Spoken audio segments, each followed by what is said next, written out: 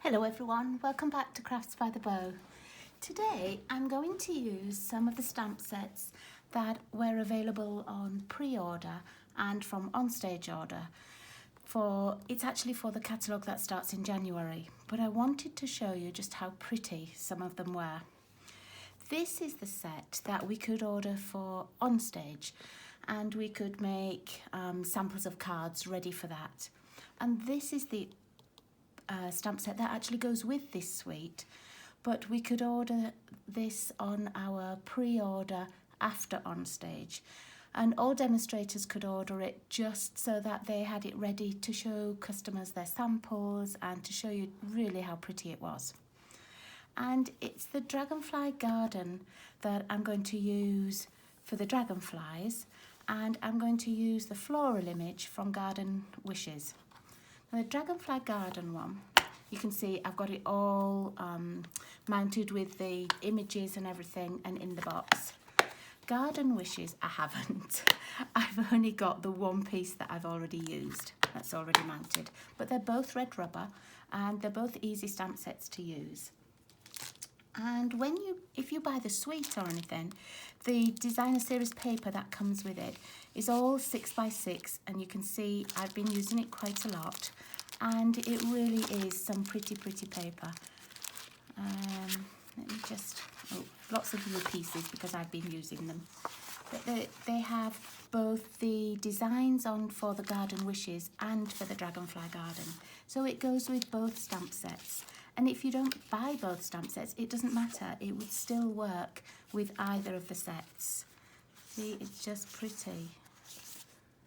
Oh, and Dragonflies on as well. And one of the pages is just Dragonflies. And there's a little punch that goes with it. So that means you can cut that out using the punch. Let me see if I can just find it quickly for you. There. So this sheet works with the punch that comes with it. Now you will see that there's the larger dragonfly and the small dragonfly, and if you line this paper up, the dragonflies don't quite line up because this top dragonfly is at an angle. So if you're going to use the punch for these, make sure you cut round first so that you don't lose the little image here. Then you can always pop that one in later. Now let me show you the card. I did show you it on my preview when I was unboxing all my new stuff, and this was one that I designed myself, and I designed it with a group of demonstrators, and we made a whole PDF of lots of different cards, and this is the one that I designed. So I stamped on my designer series paper, I stamped one of the little dragonflies in black ink and coloured him in, and then one of the little pieces of paper that was left I just popped inside and put the image on the inside too. And I'm going to show you how to make this card, but with a couple of variations. And of course I stamped on my envelope as well. So the basic card and the things that you need is here. You need a card base at 4 1/4 by 11, scored at 5 1/2. You need a back inlay, which is 3 7/8 by 5 1/8, and you need designer series paper at 3 3/4 by 5.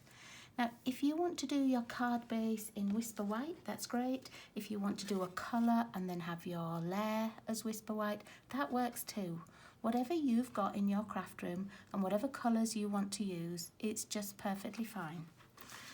I've had a couple of ladies who say, oh, you used this colour card and I don't have it, what could I use instead? You can use anything. Anything that you love is the right colour for you to use. So here's my thicker Whisper White card base, already cut and scored.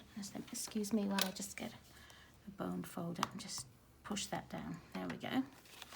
I'm not putting anything on the inside yet because I'm just going to stamp in there, so there won't be a different layer. I've got basic black as my back inlay. This is the 3 7/8 by 5 1/8, and I've got one of the pieces of DSP, and this is actually Calypso Coral. On the back it's the navy blue and white stripe. That's great for masculine cards. Nothing even to do with the garden series, but that's just a great backing anyway. Okay, So we're going to start off by stamping on here.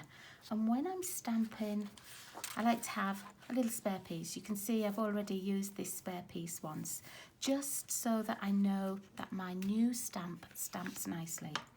So I've mounted it up and I've got my Memento Black ready to ink it up with.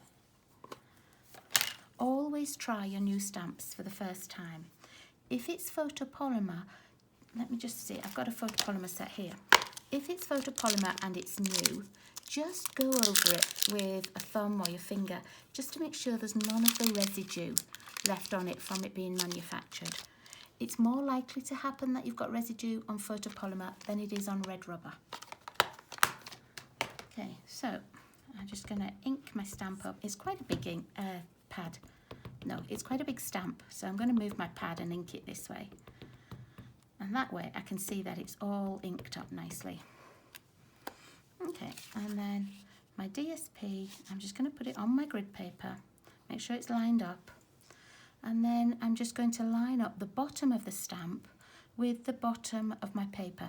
Doesn't matter if my stamp's not on straight, as long as I line up the bottom and make sure I'm liking how the image is looking. There we go. I'm just going to hold it for a couple of seconds. Sometimes it can take a little bit longer to soak into designer series paper. So I'm not going to push it or anything, I'm just holding it for a couple of seconds. And there we are. Beautiful image. While I've got this stamp out, I've got my my card base. I'm going to do the same. I'm going to stamp on the inside. So I'm going to just ink up my stamp again. Stamp on the inside, and again I'm just going to line it up on my grid paper and make sure that my image is nicely positioned. Just hold it for a couple of seconds. There we are. Isn't that such a pretty crisp image? And then for my envelope, I have actually already stamped, and what I did was I put my envelope on. I didn't want the whole of the picture, or the whole of the image, so I just put it where I wanted it and let the rest stamp onto my scrap paper here. Okay, let's pop the lid on there because we don't need anything else for a moment. And let's move those out of the way. And while this is drying, and while the designer series paper piece is drying, let's actually stamp our dragonflies. So I'm going to get that scrap piece back. I'm going to put these over here just to dry, and I'm going to stamp one of the dragonflies on here. And let's see, I think I used this one already, so I'm going to use this one this time. I'm going to find a little clear block, just pop it on at an angle and get my black Memento again. And stamp this up, just make sure I tap it so it's all inked. Oop. Just put my thumb in it, so I'll just ink it again. Okay, and I'm just going to stamp the image onto this little piece of card. And it's only a scrap piece of card, you don't need too much. Pop that stamp out of the way because we don't need that one again. And then again, I'm going to leave that one to dry. And this one should already be dry. So I'm going to find my basic black glare, and I'm just going to attach the two together.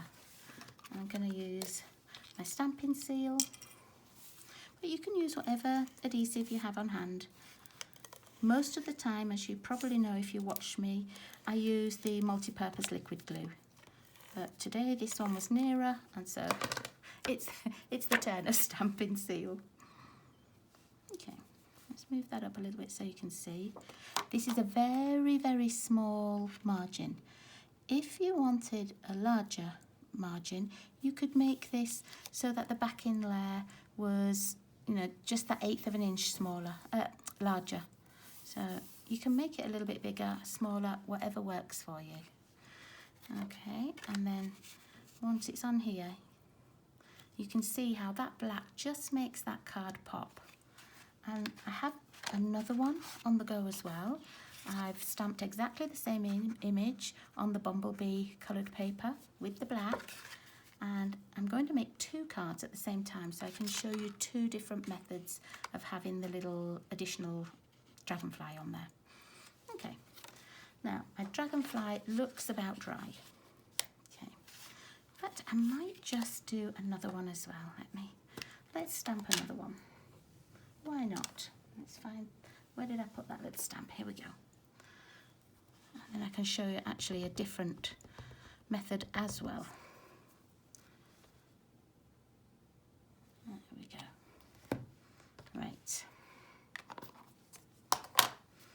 Now this is the one I stamped first. So this is the one I'm going to colour first. Now you can colour these with anything you want. You can use your watercolour crayons, you can use your blends, you can use Stampin' Up markers, you can use ink. If you're using blends, this is the perfect ink to use because it's a water-based ink, but our blends are alcohol, so it's not going to run or anything. And I'm just going to use, what have I got out? Mango Melody, I think. Yeah, light Mango Melody and dark Mango Melody. I'm just going to colour this in. Not, you know, I'm not doing a lot of shading, not doing anything. I'm just going to basically just colour in. You can do lots of different colours if you want to. You can have a bit more shading. You can do dark parts, light parts, whatever you want. You can go over the edge like I just did, and nobody's going to know. You could use the colour lifter and just take that little yellow piece off. Okay. I think I might use my Stampin' Up marker, excuse me. I think I might just make the little piece on here a little bit darker black. Oh, it's running out. Let's try the other end. Yep, other end works. So I'm going to make this part of the body black. And I'm going to do the tail in the Mango Melody. And I'm going to use the darker one.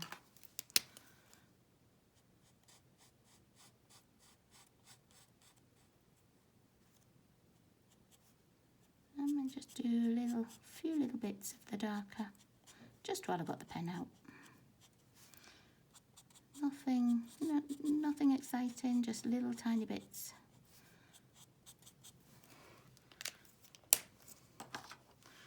Now for this one, I'm actually going to use an ink pad. If you're using a lot of water, then I would suggest that you stamp this in StazOn, because with this being a water-based ink, it can run. But I'm not going to use a lot of water. I'm going to use my Mossy Meadow, and you can either use a blender pen to colour with. So what you would do is just make sure your blender pen's still wet, yeah, and then just pop the end into the green ink, and then you just colour as though it was a marker pen. Or you can use the new water markers, which are these ones, these water painters, where you get different sizes. One is very, very wide, and let me just show you. You see how wide that is? So that makes great stripes and things on your cardstock. And this one, this is the narrowest one, and I've got it filled with water, and I don't know if you can make it out. It says push here. And to get some water out, you just press slightly. I always have a Kleenex or something nearby, and you can see that the water will just come out over the brush, and I don't want it very wet. So I'm going to get rid of most of my water, and again I'm going to use my ink pad and just colour with it like this. You could do this with your watercolour crayons. You could colour it all in and then go over it with this little water painter.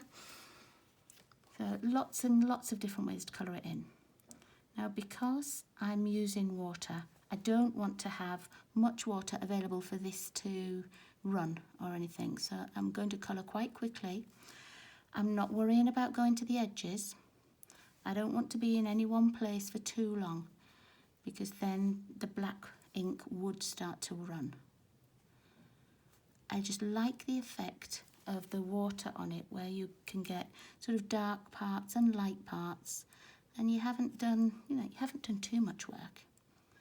If you're not comfortable painting straight from the ink pad, what you can also do is get one of your little acrylic blocks, just pop that on like this, and that means you've got some ink on here that you can start to use as well. So you'll see that a lot of demonstrators will use their blocks. And then what you can also do is, if you want this to have a little bit more water, use your water spritzer, or just drop some little bits of water on, and then you can colour more like a watercolour. It will give you more of a watercolour effect. So you really don't have to have a lot of techniques to be able to colour images. Find one that you love and use that,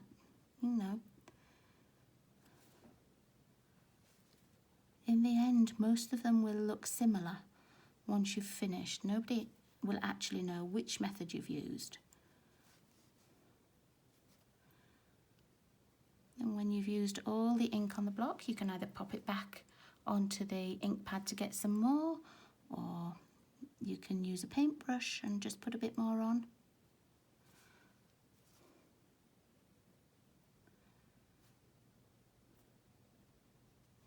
There. And can you see how I've got lots of little white parts still and little bits that I haven't coloured in? And that's, that's fine. It's your artwork. It's however you need it to look. Once you've finished with one of these pens or a blender pen, just go over on a little tissue or on a piece of paper, and can you see how the tip goes just pure white again? There's no ink left in there at all. So where did I put the lid? Let's just pop that away. Okay, now when they're dry, you can just punch them out with your punch. If you want to make them just glisten a little bit more, use your Wink of Stella.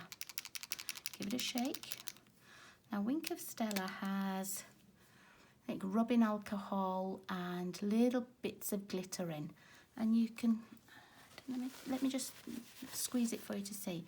You can squeeze the top, and can you see coming down this barrel, it has, you can see bubbles, but it has the glitter coming out. There, now you can see. And it's got this rubbing alcohol in it. As the rubbing alcohol dries on your project, all you see is the glitter. But don't squeeze too much to start with, because you can end up with sort of quite a soggy patch on your project. So if you wanted to go over with this, let's do this yellow one. Just go over, paint over the top. You can't see an awful lot of glitter, and until you squeeze it a bit more, like I just did, but until it dries. If you end up with a big blob like that, just pick it up back on your brush, go over somewhere else. I didn't do that very well, did I? But you get the idea. Okay, that will take a little while to dry as well. Okay, now I've got my punch. I'm going to punch out the green one that I've made. You just line it up in your punch and just keep looking until you think you've got the same kind of white border all the way around. It will pop out one of these as well, just on the white card, depending on how wide your strip is. I don't need that, so I'm throwing him away. But can you see how pretty that looks? And it looks like you've spent a long time watercolouring and doing artwork, when really you haven't. If you don't want to paint and you don't want to use your blender pens, use this piece of designer series paper. Now, let's see. Let's cut out the green one, seeing as I've got green already. I'm going to make sure that I avoid this little one here, because then I can cut him out for another day. And the same here. Oh, I don't want to cut his wing off, because I might cut him out for another day. There we go. And you can just pop this into your punch. Sometimes it's a little bit difficult to hold, because you'll find that your hand doesn't go all the way through.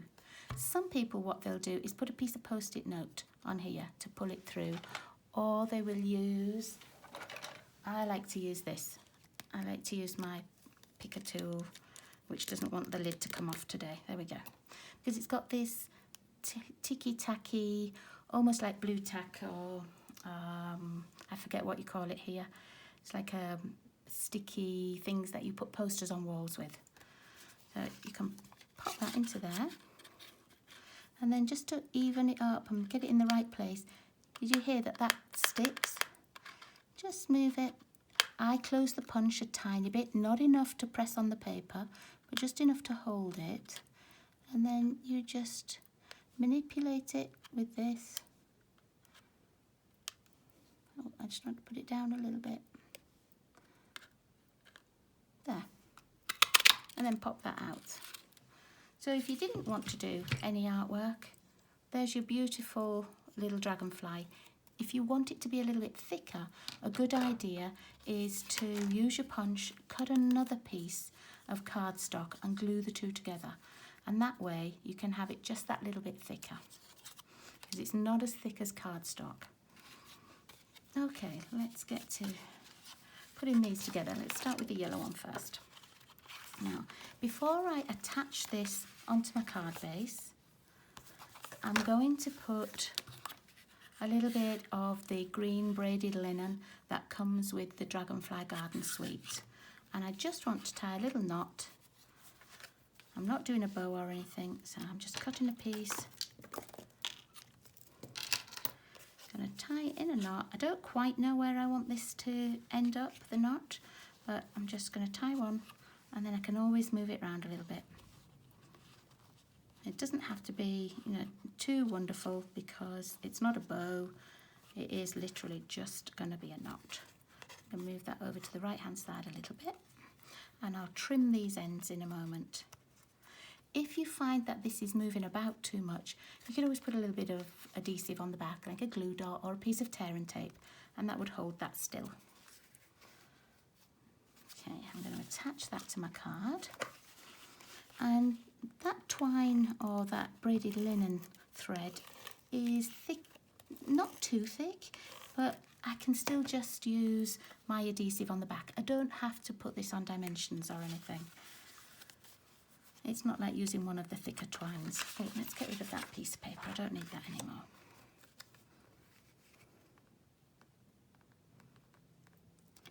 Now make sure you save the designer series paper that you had left over from cutting this, because you can use it on the inside if you want to, or if you want to use it to decorate your envelope. I was just looking for the pieces that I cut off, which are these pieces. You could pop this on the inside here. You can use this on your envelope. Let's find where my envelopes just disappeared to. I know I've shown you them already. So they're somewhere hiding on my desk. Here they are.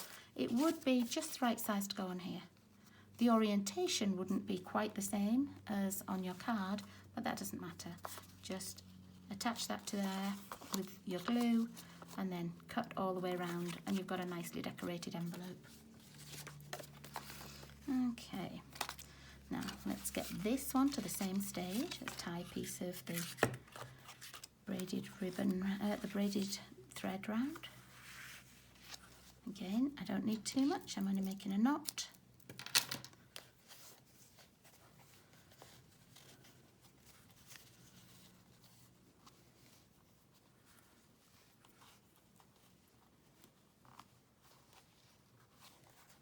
There we go, I used a little bit more on that one, as you can see, but that's fine.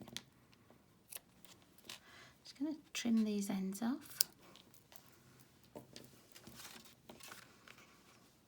And on my first card, I actually frayed the ends of this ribbon. It comes out really easily. See how it just is really, it's like it's plaited, and it just comes undone really easily. Okay, let's have this attached to the base. Whoopsie, we don't need that piece.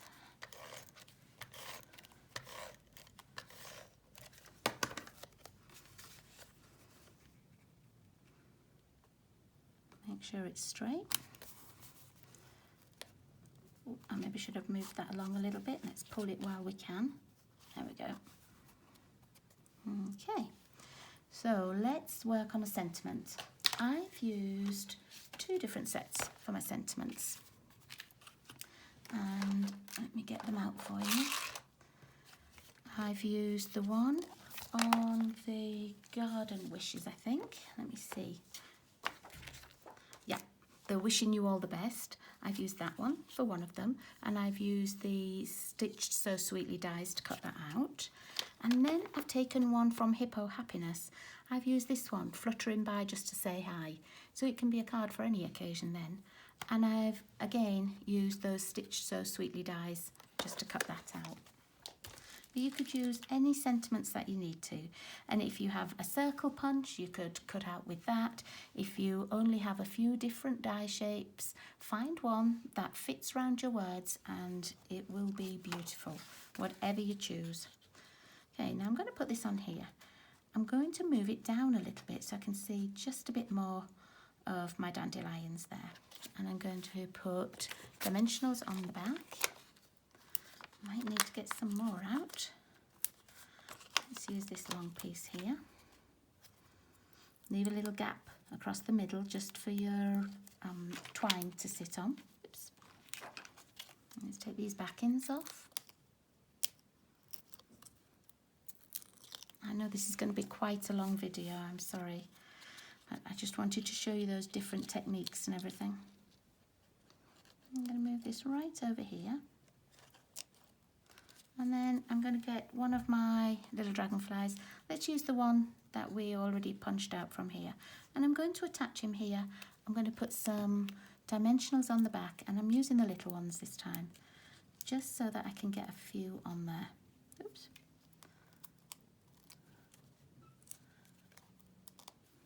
You might be able to fit one on his head if you wanted to, or cut one in half or something. But I just put them, like 2 on each wing and 1 in the middle, and I find that's enough. I'm just never quite sure how many I'm going to use until I actually make the card. Take these back ends off. And I'm going to pop him just up here. Okay, and on this one, let's use this green one because it's already out, or I like that yellow one as well. No, I'm going to use the green one because it's already punched out, and I don't want you to have to watch me punch another one out. So again, I'm just going to put 2 on the wings. I love these little ones. They get into sort of all the little corners and everything. And you don't have to worry about cutting bits off and having bits stick on your fingers.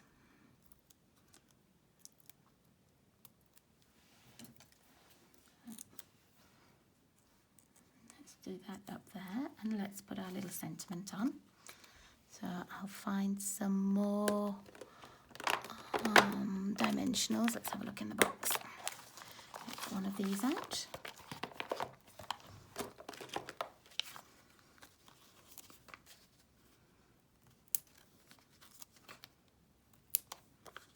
I think I'm going to put smaller ones at the bottom, so I've got enough room for that trim to go through.